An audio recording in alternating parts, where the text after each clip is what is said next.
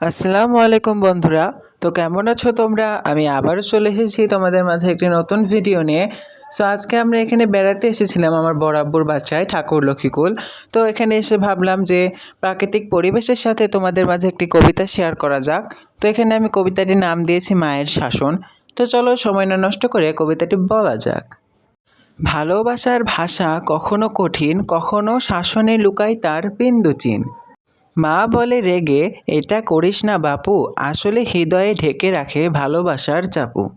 চোখে তার অশ্রু, বুকে অগাধ স্নেহ, শাসনের আড়ালে মায়ের মমতার গহে। আজ যা বারণ মনে হয় কঠিন, কাল বুঝবি মা দিল জীবনে রেশনাই মস্ত। মায়ের প্রতিটি ধমক আশীর্বাদের মতো, ভালো হোক ছেলে এ তার প্রার্থনা যত। শাসনের আড়ালে যে মমতার বন্যা, সে তো মায়ের ভালোবাসা, নেই তার তুলনা। ওকে ফ্রেন্ডস, আজকে এই পর্যন্তই।